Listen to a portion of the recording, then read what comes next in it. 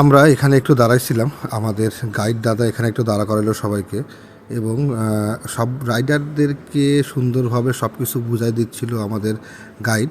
এবং যারা নতুন রাইডার আছে তাদেরকে সুন্দরভাবে বুঝাই দিচ্ছিল, যারা পুরাতন রাইডার আছে তাদেরকে আবার মনে করায় দিল।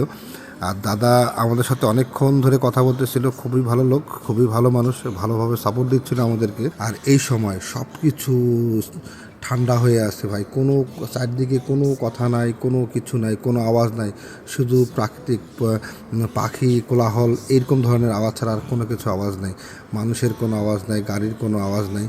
মানে জোস একটা সময় আমরা এখানে আসছি।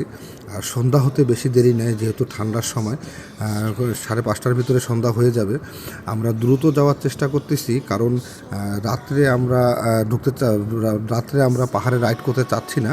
রাত্রে যদি পাহাড়ে রাইড করি একটা টেনশন কাজ করে সবসময়। এই সময়টা আমরা যখন ডাউন হিলে নামতেছি খুবই একটা রিস্কি অবস্থা।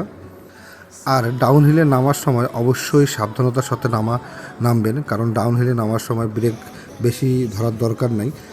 ইঞ্জিন ব্রেকের উপরে নামার চেষ্টা করবেন। যদি ব্রেক বেশি ধরেন তাহলে ব্রেক গরম হয়ে দুর্ঘটনার একটা চান্স থাকে। তো অবশ্যই ইঞ্জিন ব্রেকের উপর নামার চেষ্টা করবেন।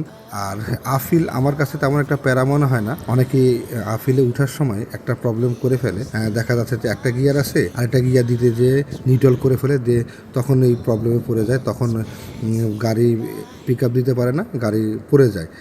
অবশ্যই যখন ফার্স্ট গিয়ার দিবেন অবশ্যই একটু জোরে দেওয়ার চেষ্টা করবেন, তাহলে প্রবলেম হবে না।